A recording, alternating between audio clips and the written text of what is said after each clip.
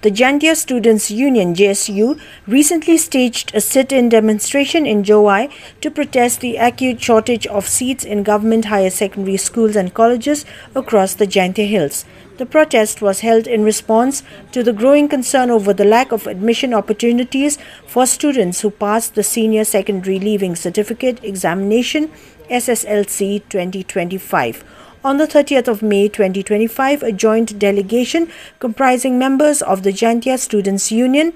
and the Jantia Students' Movement met with the District School Education Officer of West Jantia Hills to formally raise the issue. The delegation highlighted the plight of approximately 200 students who are currently unable to secure admission to Class 11 due to limited seats in the region's educational institutions.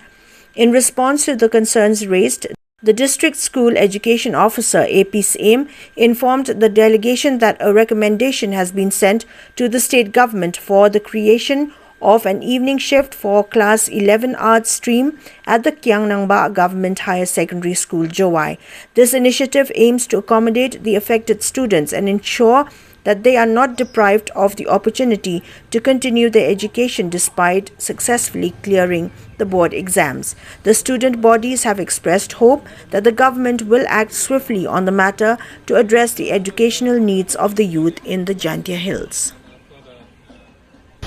Adin wada teman yang berjanji yang wadu kelas kena apa dari lom Jantia, dan yang iki Jantia student union bercimi kita senjam mempenai ke tinggi ni betah kumbor di sarkar yu penni ya ka morning shift atau ke evening shift pakai nombak. Hadin itu tinggi sit demonstration yang ini dah kut dah ke district administration we dah submit lagi ke student puyo kelas apa rilom Jantia. Dan nin yang ke DSEO District Education School Officer da khudnya iga Jantia Student Union wo penman ke meeting ni kesni wo hejo ipor la submit biang ya ki pertut yang tinggi kena untuk kelas apa lon Jantia kejingi kelang mo ke DSEO man ko wa man go yang suk haduk kate wana liang ke DSEO la da phak gi proposal cha ka government ni benta wo penmi ya ka evening shift ko kiang nang ba khnang wa yi upenjin sur chup thap igini kena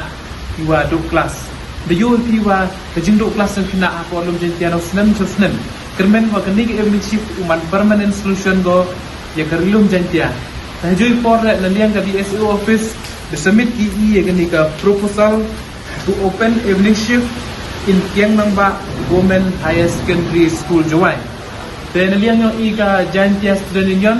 kermen ni begini ki list yang student kamtam kini student ku wan naglong yu do udna kaya ukot te kermen ni wa kajing ong yang gadis to wa kaman kamola 75%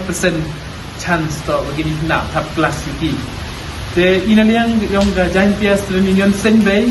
le chimmi garai ni gsi open sange no chipor ya gani kajing ki yang i hadu wa open bana wandi bi katam kajing yo kubori inaliang yang ga education department